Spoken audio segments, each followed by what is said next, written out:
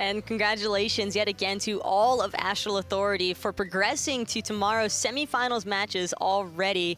And we're back now, but this time I'm with Anatoly. It's good to be here on the console. First day, it's going to be a lot of epic action, but it's going to be a different set. You know, Astral Authority did work the last set, but the question is, who's going to do work this set? Is it going to be SoaR Gaming, or is it going to be Team RvL? And as we mentioned earlier today, SoaR Gaming versus RvL is probably one of the most anticipated matchups, considering that RvL are looking to make a standout for the entire EU region this go-round. RvL went undefeated in the online phase, but they also did a lot of work last year in the SCL Summer Finals, or leading up to it rather, but they fell off just a little bit short there. They couldn't really overcome the North American team, so it's going to be a big question mark if they can take on SoaR Gaming today. And it's certainly something to look out for, considering that both of these teams just have so much confidence spewing out from each other. You've got the side of SoaR Gaming with members such as Kaeydan, Shaliber, Stormy, and all around these guys have just been such dominant members of the scene. A lot of the players from SoaR, actually 4 of them, formerly PC, swapping on over to the console side of things, and Zachsy, the lone box native, really trying to just mesh everybody all together. Definitely need that one staple console player to help reel in all these PC guys, and we're going to see 2 new PC players this split on the form of themedievaldoc and Kaeydan, new to console, but formerly Challenger Cup players and also high-ranked players as well. They're definitely players who have been very impactful throughout the PC scene, and whether or not that's going to transition here to the LAN environment of the Xbox, I am very interested to see. And the man of the hour, Kaeydan, completely fresh, rookie split, just looking to try and make his own name. Trying to do something for his team. Jungle is one of these roles that you need to make a huge impact for your team, and SoaR have been they've been in the middle of the pack so far this split. You know, they only won against Most Wanted. They lost to Obey Alliance, but they also split against every other team. So the fact that they even split against Astral Authority gives them a lot of hope going into this set. And hope is certainly something that you really need coming into these LAN environments, especially when you have new members that you're trying to find that chemistry with, because we can't say it enough, team chemistry makes all the difference in the LAN setting. Absolutely, and Kaeydan loves to play aggressive, playing gods such as the Susano and a lot of other gods, but he's going to be up against Rapio on the other hand, a very aggressive player. And Rapio, when you speak confidence, this is probably one of the first guys that comes to mind in the console scene overall. Just every time he comes to the LAN event, first thing he says, we're winning. And I think that that's probably one of the most important things that you can try and establish. And just overall, as a whole, this guy has been such a prominent jungler, but I'm a little bit interested to get to look into him a little bit more. Absolutely. So let's go ahead and take a look at Rapio's video. My name is Rapio. I'm the jungler for Team RvL in the EU scene. For me, it's just all Smite. I don't want to put 50% into it and then just say, oh, whatever happens, happens. I just want to give 100% and try and win, because if we don't, then other people are going to put more effort in and they're just going to win. I started competitive Smite in around Season 1, where I decided to make my own team with a bunch of the guys that I'm playing with now. Around the end of Season 2, me, Wolfie, Ducky, a few other SPL players now, we went relegations, got knocked out to leftovers in the last round, and then I got moved over to Xbox. Moved from PC to Xbox, it was generally fine. Felt like the same player, apart from that just you feel like you're above everyone because you kind of just know more. Though the PC scene kind of just disregards you then to the point where you feel like you have to reprove yourself, which kind of motivated me more, to be honest anyway. Well, Europe's always been seen as the second region for console. Even though personally we always split with the LAN winners at each LAN. We went 1-1 with Obey and ALG and all that stuff. But it just kind of makes us want to win more, because we don't want to be second, we want to win. And the need to win and that desire is really what's going to be the big driving factor behind Team RvL today. A lot of confidence coming out of Rapio, despite the fact that they don't have their full exact roster that they've been playing with this entire split and previously. You know, Zenborn has had some travel issues to get to this LAN. It's going to be JacobHL taking his place. Also, Atonement was formerly mid, going into that Hunter position, whereas Watson V3 is taking up that role now. But at the same time, Rapio's even mentioned mentioned it before, online at least. I've seen him talking about it before, where he's actually played with these guys before, whether it was in the challenger scene for PC and then slowly transitioning over to the box. It's not exactly a foreign roster to these guys. I think that synergy is going to be pretty impactful as far as looking for the initial win over SoaR. Well, it's definitely do or die for both RvL and SoaR Gaming as they go into the first game in this best-of-3 set. Winner moves on, loser goes home. And nobody wants their spring split to end just yet. I mean, everybody's looking for that shot to make it ultimately to Sunday for the finals. And considering that this is a best of 3, showing up on the first 2 especially would probably be the most important part. And I do find the bans interesting, though, from RvL just opting for the Zhonghui Zeus. A little bit more expected. You don't want that AoE control coming out. And Zeus has definitely been a favorable pick to both sides. Normally, we don't see Zhonghui banned this early. Definitely targeted towards Shaliber, trying to get him out of his comfort zone. He's one of those players where he either has a lot of confidence, gets momentum early on, or he could definitely be tilted really early and taken advantage of. But leaving that Susano open on the side of SoaR Gaming, that is going to be a pretty rough one for RvL to deal with, just considering how much early jungle presence that they could potentially pick up. Sylvanus and Poseidon locked in for RvL. Really good control here, both offensively and defensively out of this Grover-looking character. Poseidon's going to have a lot of damage here. The cripple is the one factor to really shut down Susano. You're going to prevent him from getting out of that Stormcaught third strike along with the Jetstream teleport. But there's a lot of damage as well on the side of SoaR, and so you can cripple everybody as long as you want, but what's that going to matter when you're getting bursted for your health from that Skadi and Susano? Because of this Zhonghui ban, there's a lot of picks left open that you normally wouldn't see. When's the last time we saw Skadi that wasn't locked in by either team in their first phases? Well, I think it's interesting that Skadi even managed to make it through at this point in time. I mean, we know when it comes to the world of PC, EU hasn't exactly favored Skadi, but in the Xbox, it's an entirely different realm. And these guys absolutely love a Skadi for the most part. And when you're permitting a hunter such as Zachsy to get a controlling duo character like this, I think that's kind of scary. Zachsy's definitely one player to look out for SoaR Gaming. He's not afraid to take any sort of boxing potential. RvL, on the other hand, Atonement's going to have to think of ways of playing relatively safe against this god, because it's not something you want to go into the laning phase and try to outbox, especially when it's going to be a 1v2 in your disadvantage when you have to always face against the Kaldir. And considering that the Hercules has just been locked away for Team RvL, what would you like to see in response for SoaR to try and deal with some of that early aggression? I would definitely love to see an Osiris here coming out of SoaR Gaming. That's going to shut down the healing from both the individual heal from Hercules and the AoE heal from Sylvanus if he hits that Lord of the Afterlife on the form of themedievaldoc. I'm not sure if that's something he's been practicing on the console side of things, but it's definitely a great aggressive option here. But with the Athena coming through, and there's the Osiris you just mentioned, that's a solid call out right there. But I really like this Athena pick because the taunt provides so much setup for the Scylla, and when you're able to consistently spam the Athena taunt on top of the Susano pull in, that's really, really great setup. That's what you really need to look for to get that team synergy. You're looking for the Guardian to set up your mid laner as well as the jungler, and there's great setup here, not with just the Athena, but also the Susano finding the pull.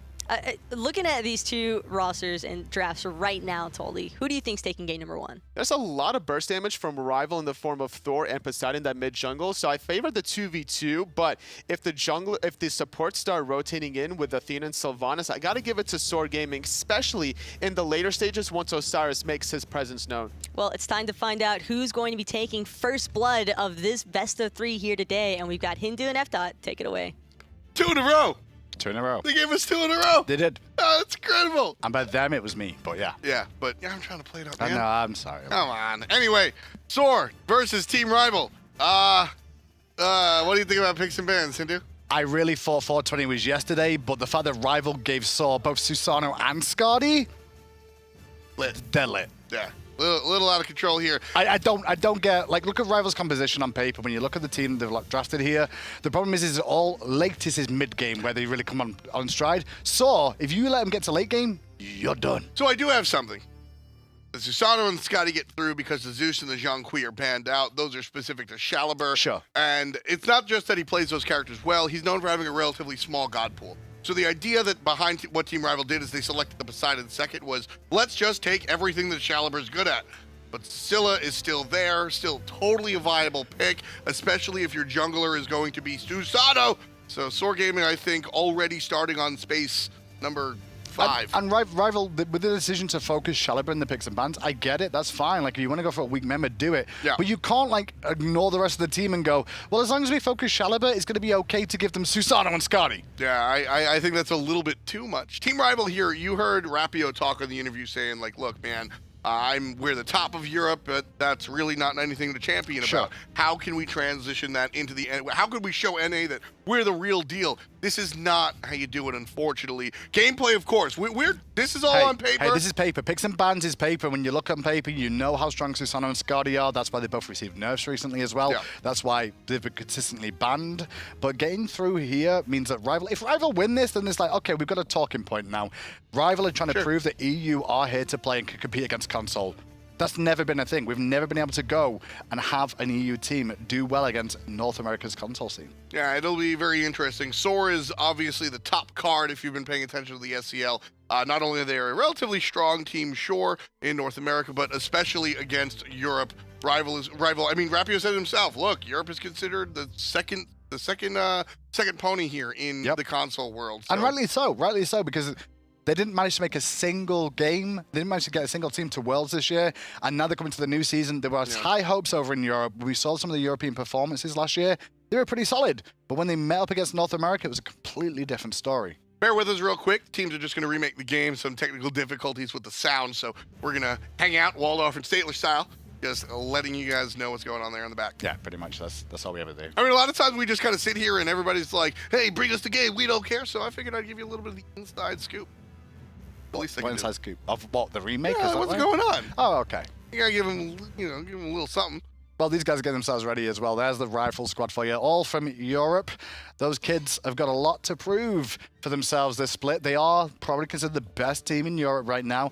And some of the names on that roster, like you've recognized them before, Watson, Rapio, Atonement, Gnome, they have been around for a little while in the European side of the scene. They are the best performers over in Europe, but it's not been enough to beat North America just yet. Is this the day? We'll find out. Well, with the picks and bans, like we said before, kind of ad nauseum, I don't know about that, but, it all takes place in the battlefield. We'll see how it goes. Rapio, obviously, very, very confident. Atonement, also a confident guy himself. I'm talking about RvL as well, about the picks and bans strategy a little bit more, is the fact that if they lose game 1, they can look back and go, we messed up in picks and bans. If they can play well in this set and try to play to their strengths, they have drafted a mid-game composition. Yeah. Early to mid is where their strengths are really going to lie. They have to make sure this game is closed out by the end of the mid-game towards the start of the late game. If this goes into the full late game, they're going to have issues with the amount of damage that the enemy's going to be able to output compared to what they're going to have themselves. I mean, RvL, they're known for kind of this mid-game composition stuff, honestly. It's Watson and Rapio that really come together in the mid and jungle roles, respectively. And those guys kind of really drive the whole game forward. And so that's kind of what they're leaning on. Have Poseidon get some early Krakens right after level 5 and allow the jungler to really transition and make that happen. On the side of SoaR, though, a little bit of a different story. Kaeydan, not exactly the focus here on this team.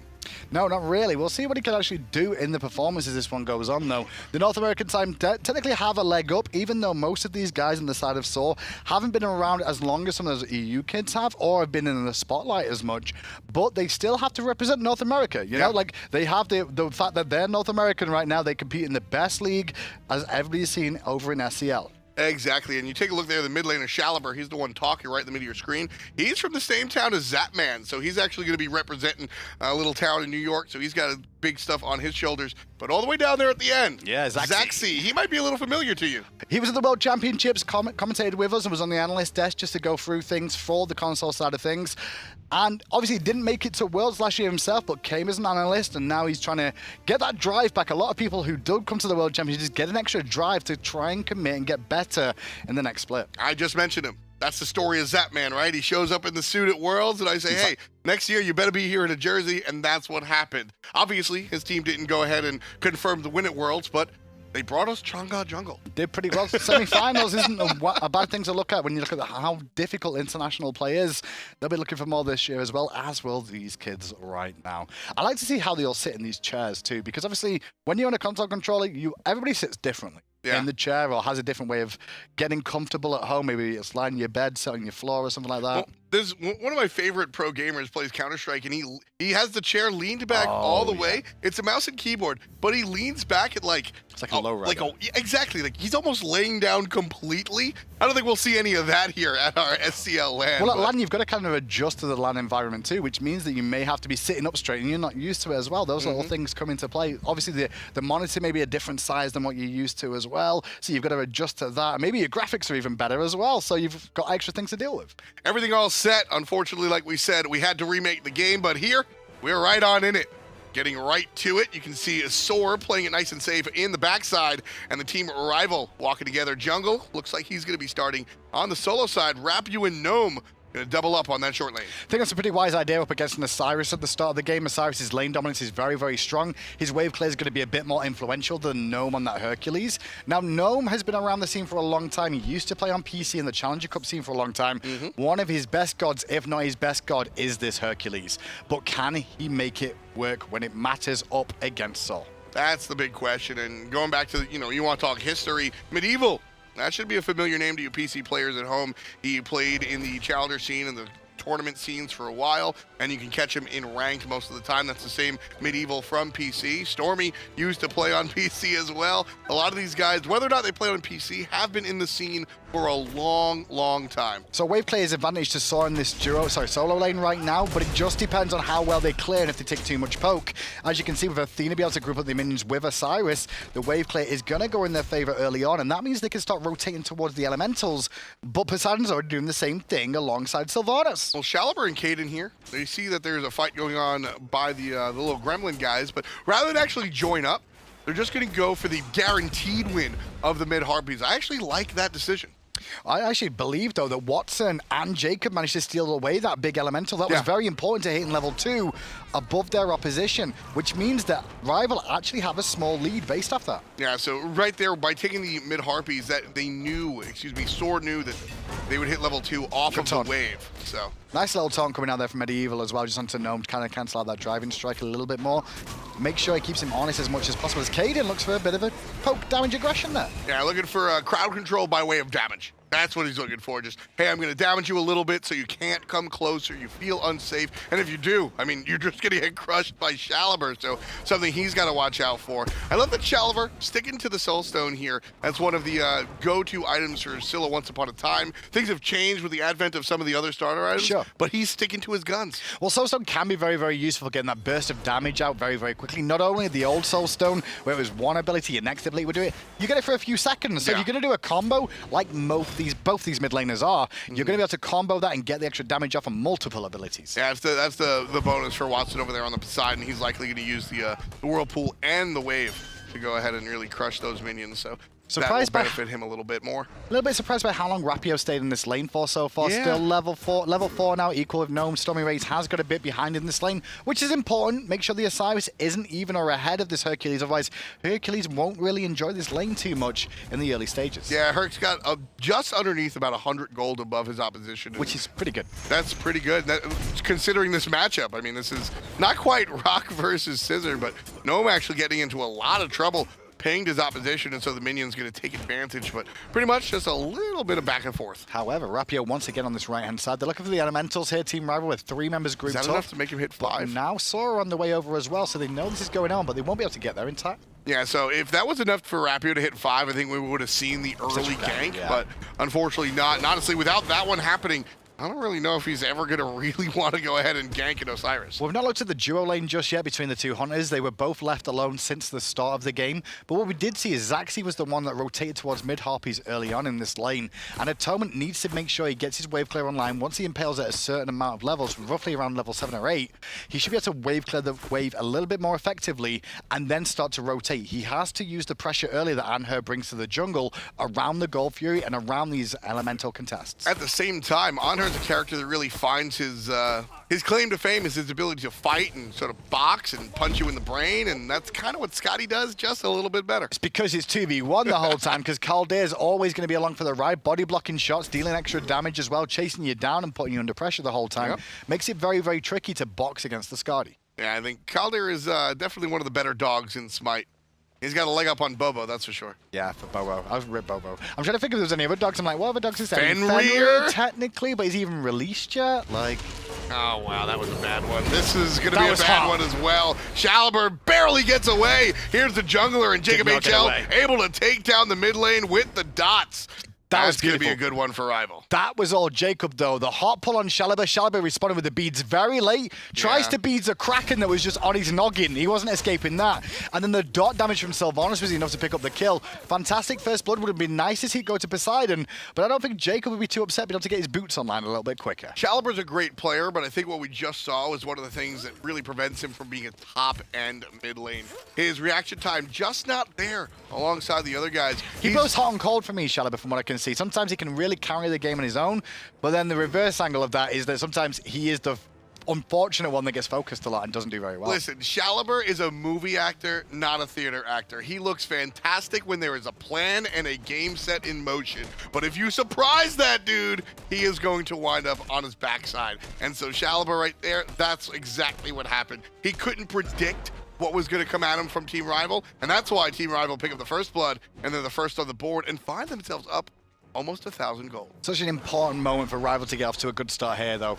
Obviously, the European representative, we always mention, like, they technically are the losers coming into this. They're not expected to win much because they're European, and it's not because it's a race thing or like where you're from. It's just like the European region is technically not been as strong as North America when we've seen them perform against each other. Yeah, I mean, there just hasn't been the same, man. And what do you think, why do you think that is? Is that just how the cookie crumbles? What with the European scene versus the North American? I think it's levels of play and actually who are playing on the box and who are playing on over in North America versus Sure. Europe. Rival are the best team in Europe, but the problem is if you've not got high-level competition to face against yourself, you can't improve until you come to the lands. You've seen teams like this in before. The old COG Red had those issues back in the PC days. Yeah. Then when TSM were like on a wave and a tear, they slowly started to fall off, and we may even see Energy do that too. Gnome right here, fighting the 2-on-1, finds a good kick, but he's going to be picked up and put down. StormyRays gets the kill off of the assist from the jungle. Well done for Kaeydan. But meanwhile, the Gold Fury goes on the left-hand side. Rapio to the sky, lands down on nobody, and it's Atonement that gets the kill. 1 for 1 so far, but Zachsy's in trouble too and left alone. The double tap was great, and Atonement gets the double. Now they can fall back to the gold, but there is 2 members of SoaR still here. Listen, man, storylines are just that. It's just a story. Sometimes it all plays out a little bit Shaliber. differently. Watson picks up Shaliber. Double tap is good on Kaeydan despite the pull. And Team Rival, it's 4-1 right now, Graham. They're looking good. They get the kills, but they don't get what they really wanted, which was the Gold Fury. Gnome getting ganked on the right-hand side at the start of that whole thing around the Gold Fury was the go moment for Rival to go, hey, they've got the jungle on the right-hand side, let's get gold. The fight, the ultimate's not very well used by most people in that team fight, honestly, overall. Yeah. But it paid off for Rival because SoaR slowly went in like lemmings one by one, and in the end, you get a fall down. Rival, though, like we said, defying what a lot of people came in here for. Right now, looking for the win early on. A nice little early lead here, sitting about 1,500 above their opposition, 7.5 in. The last kill that we saw there as well, when Shaliber fell down, he really shouldn't have been where he was. There was no point for him to be that far forward. He should have allowed Kaeydan to go in first of all. In the end, he got isolated by the Whirlpool, which means he couldn't backstep towards his teammate, and then he gets picked. Again, Shaliber gets surprised and Shaliber gets put down. SoaR need to have a game plan in order for their mid laner to succeed. Right now, 0-2-0, not off to a good start. The next play has to be initiated by SoaR if they want to fight their way back into this. And it's just wait around now from Rival, because they're in a good enough position so far, but we did mention the clock that this team is going to have as the game goes on. Sure. The longer this game goes, the damage output is going to reduce just because of how tanky the opposition will get, and the opposition's burst is so much heavier. Just look at this fact. Poseidon Kraken versus I'm a Monster. Yep. Which one would you rather have at 40 minutes in the game? Anhur ultimate versus Skadi ultimate. Which one would you rather have? at 40 minutes in the game? Exactly. So, Rival, they've got to win this one early on, which is exactly what they're set up to do. At the same time, SoaR understand that they're not going to be as powerful at this moment. So, 4-1, 1,500 down.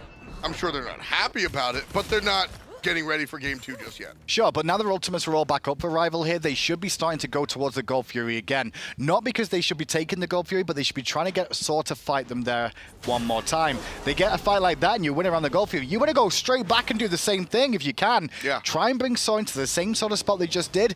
Get another 4 kills, continue to extend the lead and maybe get the gold. Just keep coming out while Shalaber's looking the other way. That's what RvL have to do. And this is what I always talk about, in-game adaptation. I don't know if Team RvL have sat there and watched every game from SoaR the way us two have. That's how we know about Shalaber's sort of Achilles heel. Team RvL, they have to make this switch now. They have to notice this is how we're winning team fights. Shalaber's the guy. We got to go in on him deep, and if we do, we can take the game. Now, Atonement on the Anhur on the left-hand side. I love the fact that he's gone for Transcendence this game. Normally, I don't necessarily like the idea of an Anhur going for a Transcendence just because he wants the attack speed, he wants to go for the penetration. But because we discussed the fact that it's a mid-game composition here, this Transcendence will allow him to stay relevant a little bit longer, even though it hurts him in the very early game, where he's not really going to find much anyway up against a Skadi. Team RvL starting the Gold Fury for the second time. We'll see if they're able to take this one home. They're actually playing with it.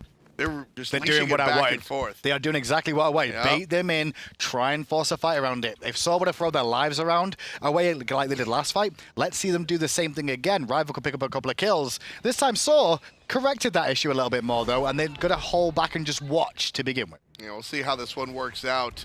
Team RvL on the right side. They're going to get jumped on by StormyRays. He gets 2 people in his clutches. There's a nice Kraken coming out. Kaeydan cleans up Watson. That's going to be one for SoaR, number 2 in the game. StormyRays making plays for days. That was a great play from him. Honestly, his initiation onto the 3 of them, Watson was not prepared in that situation whatsoever to be jumped in on. They would not expect him to be in there. Watson's like, wait, what second? He's on my face already? Forces the Kraken early in that engagement too, and it's on the front line, so then you're not going to be too upset about the Kraken going there. And they pick him off as well, which allows SoaR to relieve some of that pressure that we saw RvL trying to put on. I like SoaR playing a little cheeky right there, hanging out right around the corner, just seeing if somebody's going to come. Nobody really takes the bait from Team RvL, so they just continue on, picking up the oracles of the left side. SoaR's going to enhance their vision just a little bit. We'll say, just watching Gnome then after that little skirmish and where we saw Watson fall down. Gnome's a little bit lost in the woods there because he came towards mid lane, stack around there. I watched a whole wave of experience go under his tier 1 tower on the right-hand side.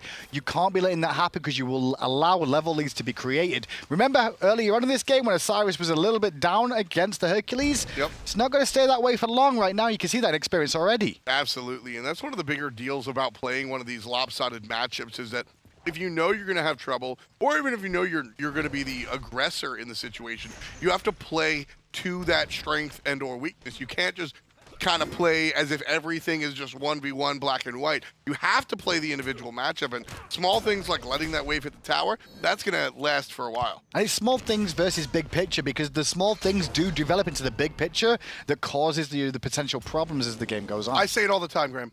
Butterfly effect. Yep. What you do sometimes, it's like tossing a pebble at a lake. Those ripples go on for the entirety of the match. And generally, sometimes it can come down between the teams being so close that one single team fight, one small mistake of using the beats too early or an ultimate too late is the difference between your team winning and losing the entire game. And you can always look back at that in Smite and find a potential game-winning moment or a game-losing moment off one small, minute thing that went wrong. And sometimes it's as simple as, I mean, sometimes it's really big. Sometimes it's, well, we got 5-man wiped because we got stuck in the Zeus ult. Oh, well. The other times it's, hey, man, I used Impale on the wave instead of the player. Yep, I leaped out of position in the wrong angle or something like that. That's just normal to see. I do like the fact that we're starting to see some pressure on the left-hand side coming up from Kaeydan, though, on this Susano now. Try and pick on Atonement just a little bit. Allow Zachsy to start creating a lead in this lane if he can. Zachsy is going to be very influential as this game goes on. Calder is going to bring so much to these team fights that they really need in terms of control.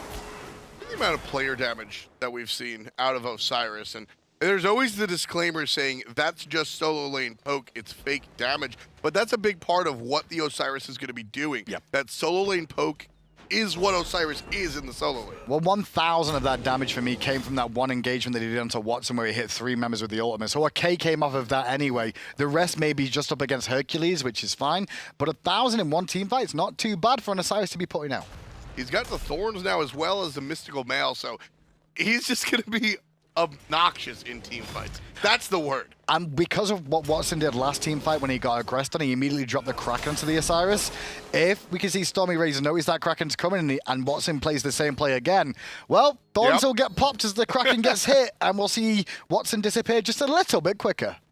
Right now, Team RvL going to start up the Gold Fury for the third time without confirming it just yet. SoaR grouping up, and they're going to look for the fight if RvL want it. I want to see what happens with the teleportation. If we do see a teleport out of StormyRays, which we do, he goes towards mid lane. And if you notice, RvL can't just fall back here, but Gnome's in trouble. There's a pull on Gnome. Let's listen to SoaR as they try and take out RvL.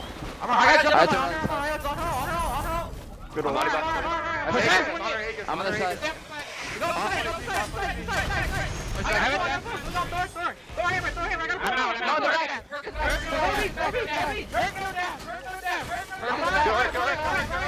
Alright, that's up.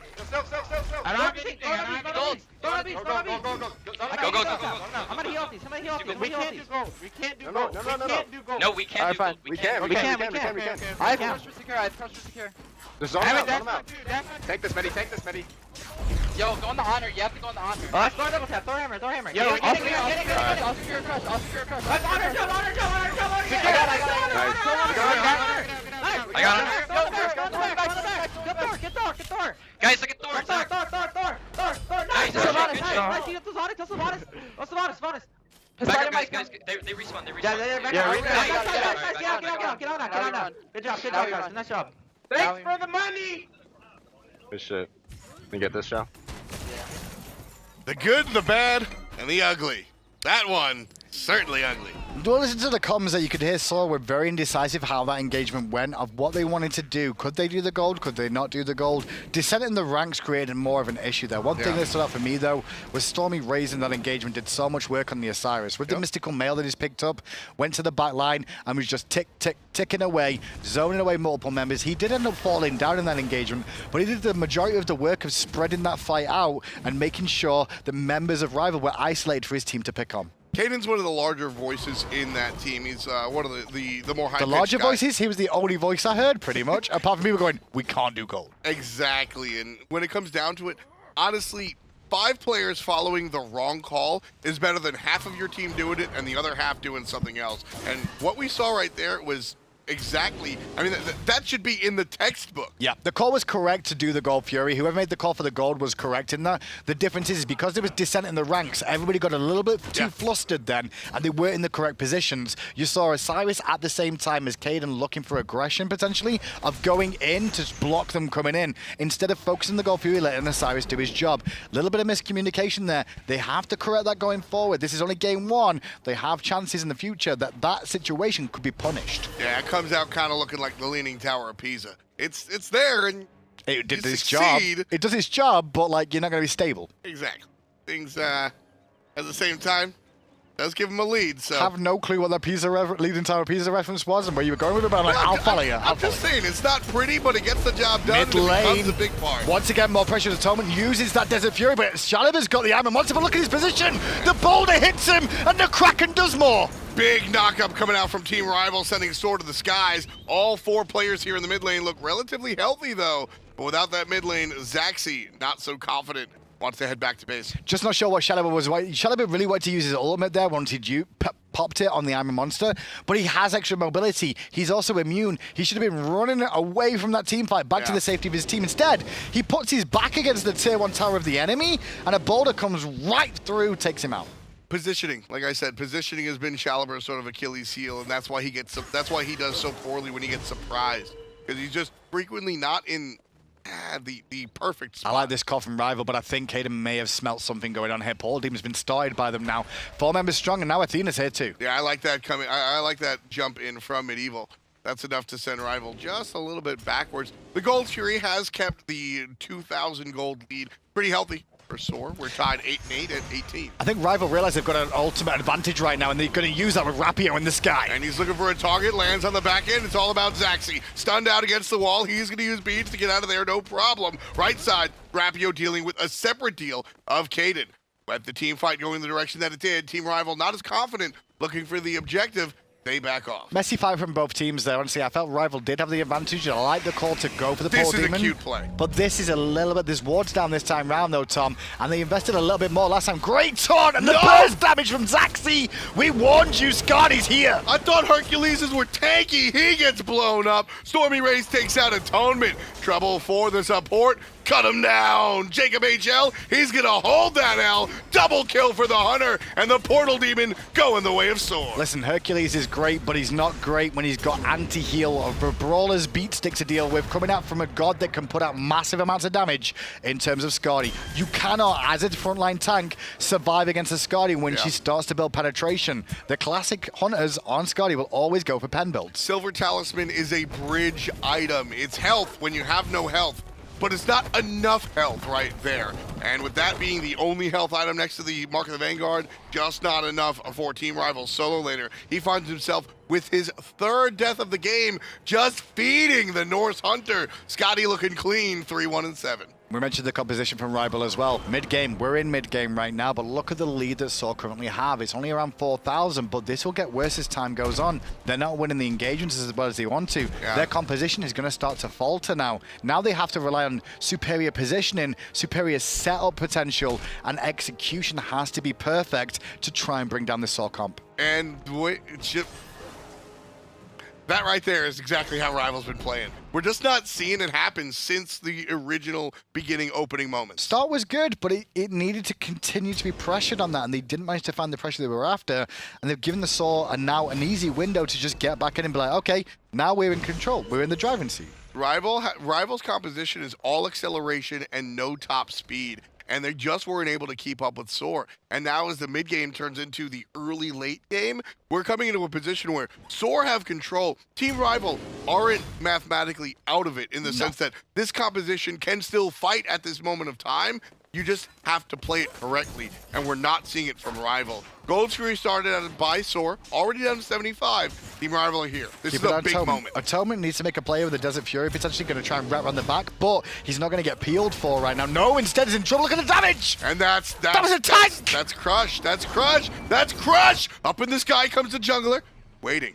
Choosing his moment. Atonement low, lands on Kaeydan for help. Double tap, not going to be the option. Instead, looking for the escape. JacobHL gets jumped on. Sylvanus is going to be dinner. But where's the team? SoaR's not looking for it. They're looking for the objective. Already halfway down. Now this is better of the comms from SoaR here. Look how Stormy's zoning 3, and Kaeydan's going to make sure Rapio can't get in there. That's what you want to do. Split them apart. Make sure you've got your options covered so nobody can get in for free. This worked out so much better. For as amateur as the first shot at Gold Fury looked by SoaR, this looked just as professional. Two separate players, like you mentioned, zoning in two different directions, understanding what players are going to bring that damage onto the objective, going right for the tier 1 tower. Very nice sequence if you're a SoaR fan. 13-8 read the kills, and with that objective, SoaR are sniffing up at that 10K mark, 7,500 in the lead. We didn't mention as well, but the tier 1 tower on the left drops down there as well, which opens up the map even more so for SoaR's favor. It means Rival have got to stay further back or ward deeper in their jungle to make sure SoaR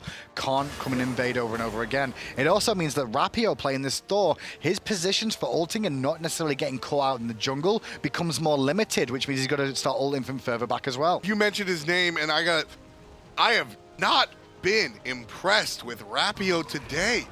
His play online has been so much better. Realistically, though, look at how many kills he's been involved in. 7 of the 8 kills that the team has. You can't look at him and go, was he really the problem in this game? Was he an issue? No, he's definitely not the issue here, but I think that we've seen him exert more pressure. We've seen him have better plays. We've seen, just his raw accuracy been better online versus LAN. And don't tell me that it's a different opponent, because what I'm seeing here is irrelevant of the opponent. He's just not playing the way I'm used to seeing Rapio play. And that Rival have basically, for what I can tell from their picks overall, it felt like comfort picks was the order of the day for them. It was an early mid-game composition, which works out fine, but it also looks very comfortable. It's not like I've not seen Atonement play Anhur before. It's not like I've not seen Jacob on Sylvanus. The whole squad has gone for comfort picks. Rapio burst into the scene playing Thor. Yeah, this is his what he does. Which I like the idea of Rival going for comfort for an early mid-game, trying to snowball the game. What I don't like, though, is that now they've found themselves in an awkward spot, and there's not much they can do because Gnome is still trying to play the same way. Being frontlining up against the likes of Zachsy on that Skadi, and then you've got Challenger there with the cripple route, so it means you can't even get away. It's going to be a bad time. And plus, the Crush is going to be stripping whatever protections you actually do have. I mean, Challenger is just in a position to really do whatever he wants. Could do a lot of work with that, and now we can see that SoaR going to set up around the Portal Demon. With Fire Giant being available, this is the perfect spot for them to be in. They're happy to fight because Stormy is happy to box anyone. He's 3 levels over Gnome right now on this Osiris. And that's one of the bigger deals, 3 levels on an Osiris. Right now, JacobHL brought down at below half before the ultimate. There's one for Challenger, looking for number 2. Not enough to kill, but a big chunk, and Zachsy gets the kill off of it. Challenger with the doubloon as he wraps around on the backside. 3 dead on Team RvL, and they're looking for fire. It was good map awareness from Challenger to recognize Watson was just hovering, looking for the Kraken to delete him off the map. Instead, he does the backstep during the ultimate and then confirms the damage for the double. Very, very good. Excuse you, that's the Barra backstep. I wasn't going to call it anyone's backstep, I just said he backstepped. I didn't reference a name just so people don't go get upset. Safety factor. Oh, well, not too safe as Team RvL, as SoaR are doing exactly what their name says and going directly to the top, doubling Team RvL's kills, sitting pretty at over 10 grand in their pockets versus the opposition. It's just game 1, but SoaR have made a statement here. They've made a statement, but RvL have given them a lot of opportunities to make that statement. If you look at the player damage there, you've got Skadi, second top damage after the Osiris at the moment. Skadi should not be getting through picks and bans. And if she is getting through picks and bans, you pick it up. Yeah. You don't let the opposition get it. Yeah. They gave them both Skadi and Susano. You can't give them both.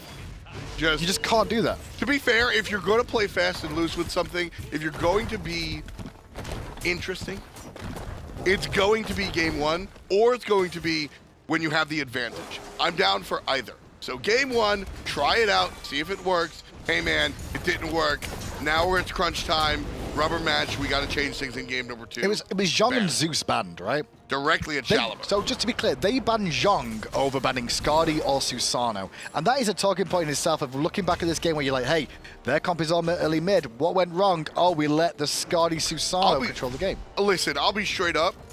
I don't think Challenger's Zhong is good enough to warrant the ban above Skadi. And I mean that not as a knock at Challenger, but as a knock at Team RvL. If they're afraid of Challenger's Zhong, God help them if they get into the semis. At this level of play, though, as well, it's not really wise to try and ban out a particular person. You want to take them off something that they're super comfortable on or supremely excel on. Like, supremely. Like, the old days, I don't know, like, I'm trying to think like Zapman's Apollo back in the day. Like, you used to want to ban Zapman's Apollo against him because Apollo was good, yeah? But you can't ban him his whole god pool out. And if you do that, you're leaving things up that the opposition could abuse elsewhere. So, Challenger's the guy. If Team RvL was able to take, because they banned out Zeus and they banned out the Zhong, right? And if they were able to also take the Scylla, they would have successfully banned out Challenger. And then he's just sitting there like, I guess I'll play Isis, and he's going to go 0-10. That's the thought process behind Team RvL's trying to ban out Challenger, because if you're going to ban anybody out, he's the one with the small god pool. Sure. But Scylla is still in the wheelhouse. It's still a god he can pilot, and I just... You can't almost get there. You have to get there if you're going to ban somebody out. Now, I know we talk about picks and bans a lot. It's because SoaR took the Fire Giant, as we saw, and they decided to push their lead even further. Instead of going for the Phoenixes, they've literally farmed everything on the map right now and still have enough time with the Fire Giant to look for a Phoenix afterwards. Look at the item advantage now that you can see on the side and the levels because they've taken that extra win of opportunity to just farm up a little bit more. They've gained about 7,000 to 8,000 gold over the course of our conversation. Exactly. Getting Fire Giant, cleaning out the jungle, Gold and now Fury. finally looking for the push on the left-hand side. Notice Stormy playing the 4-on-1 in the mid lane. Let's listen to SoaR as they make their push into the enemy Phoenix. Oh, Jacob's in trouble there. Hang on a second. The Cold Dare's going to come through as well. Pick it up. Zachsy gets the kill. Phoenix down. Rapio to the backside. Going to hit too. But he can't stop the Phoenix going down. That's a big play. Look at Challenger avoiding the middle of the ultimate from the mid laner. And ultimately, this could be bad for Team RvL. Titan probably a little too early, guys. You got to back off. But Challenger's doing no such thing. Down goes Gnome. You're going home. Gnome's just not that tanky still in this game. With only really sort of that pestilence that's bringing him health right now. It's not enough to keep him going, which is going to allow SoaR to just shred the front line, and the back line has to continue to run away. Ultimate from Shalaber, expecting the taunt, not going to be there. Instead, looks Game right one. at Mr. Titan, and down he goes! RvL are going to be looking up as StormyRays picks up the kill. Medieval gets one, and I was almost tricked there towards the end, but it does go the way of SoaR. Good game one from SoaR overall. I think they'll be quite happy with how that game went because they did fall behind a little bit in the early game. They may have expected that themselves with how the compositions were looking, but I do need to look at RvL's composition. Yeah. I need to look at their picks and bans. It's not necessarily their comp was bad, but they have to look at the picks and ban phase and go, can we really allow this through? I almost feel that if SoaR didn't ban Cabrakan there, I think SoaR could have got Cabrakan too. Oof. That's kind of how it felt. I think we could have actually seen Susano, Skadi, and Cabrakan all on one team because I don't think RvL were really looking at the picks and bans as much as they should have been. Rapio, the face of unhappiness there. He came in very confident, and not only did his team drop the ball during picks and bans, his team dropped the ball on the battlefield. And like I said, I'm not saying that Rapio was the reason that his team lost here, but I'm used to seeing a much stronger Rapio than what we just saw. I think Rapio did what he could with the Thor, but when your team is all behind and you can't even stay in the fight because they're so far ahead, all he can do is ult and get out again. Sure. Just try and set up some CC. That's it. I like watching him play. I want to see him play up to his potential. I agree. Not something that we got to see this time around. Big stomp coming out from SoaR, a team that isn't used to being on top of the stomp. No, not really. And Zachsy as well was just hidden away in that game for me for SoaR because he was just playing that Skadi nicely at the bottom, and every time you saw Gnome, well, we didn't see Gnome because he was dead. Yeah, and that was a credit to Shalaber on the Scylla pick that he was forced into, right? You're going to use the Crush to strip away those protections, the few that he had. I mean, he started off going Breastplate of Valor, was getting blown up by the mid lane mage, has a little bit of a bridge by way of the starter item, but then builds into the Pestilence, which gives you 80 protect way later when you finish it. Yeah. So for a big majority of that early and mid game, which granted not what Scylla excels at, you're still getting hit by the Crush for a zillion damage. And there was a lot of problems for Gnome over there in the short lane. Sure, a lot of things that RvL really need to fix going into game two. The good thing is, though, they do get another window. It is a best of 3, so they win the next 2, they'll move on, but they've got to win back-to-back now. Like I said, if I had to find a silver lining, it was the fact that the crazy let Skadi through decision came in game number 1. If they change things for game number 2, we'll certainly look at it, but to reflect, back to the desk. Thank you so much, F-Dot. And it might be a best of 3, but after that first game, things could certainly be rough for RvL here. Definitely a clear difference between both North America and Europe in the picks and bans. To let Skadi go through and Susano, thank goodness they banned out Cabrakan because otherwise that would have been even really scary. But we clearly see the distinction between what teams are really preferring. And this is seeming to be another case where RvL just can't hang with the North American teams. I wouldn't necessarily say that they're not able to hang with the North American teams. If anything, I would say that it's just a drafting phase gone wrong more than anything else. I mean, when you let a Skadi through and you let the Susano through, you're just allowing so much early game pressure that it's difficult for any roster to try and deal with that, no matter how proficient your jungler might be. But despite the early pressure on paper that SoaR had, it was actually RvL that had the better start, where it was a nice little pull from JacobHL that caught out Shalaber out of position. You know, Shalaber got off to a bad start to start things off at 0-2.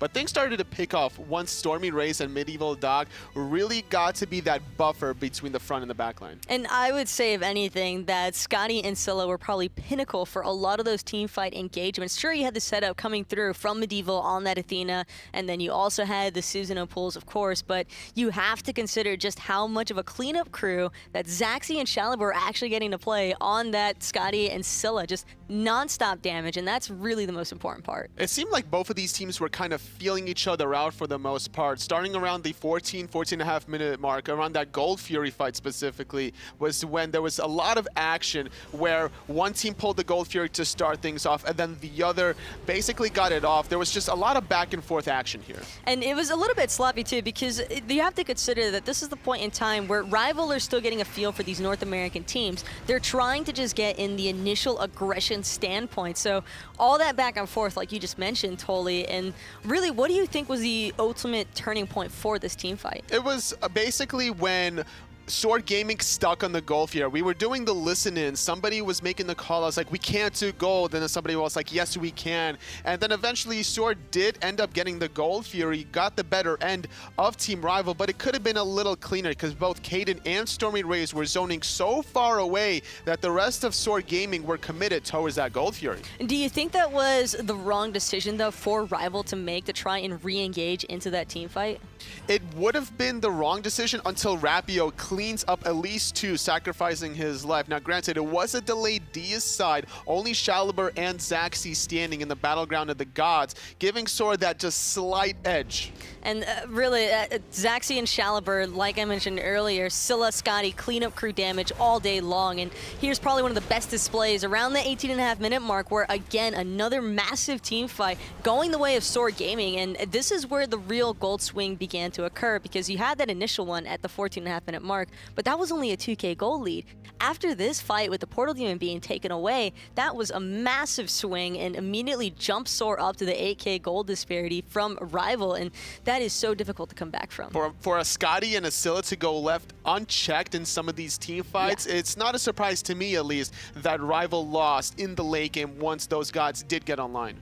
And it's always so rough, especially when you consider that the Skadi was able to come online. That god is feared for a reason. That dog freaking hurts. And the ice especially, like, there's just nowhere to run from it. Absolutely, which is why in game number 2, RvL is going to have to think about options of what they need to do to adjust. They can't go into the same strategy where they ban away the Zhonghui and the Zeus trying to target out Shaliber. Instead, they're going to have to focus out Zachsy potentially here.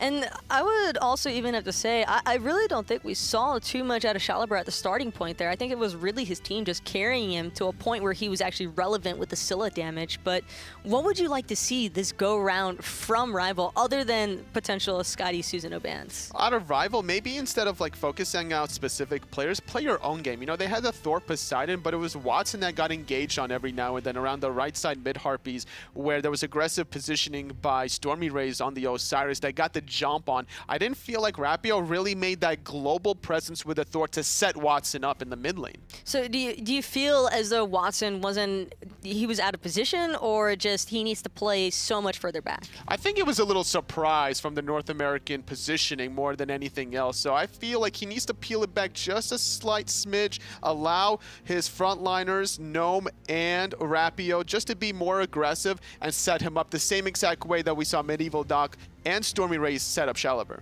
And as a mid laner, that would probably be the most ideal situation, just able to free cast your damage, or at least have your team standing there in front of you in case anybody's trying to just get completely in your face. Yeah, and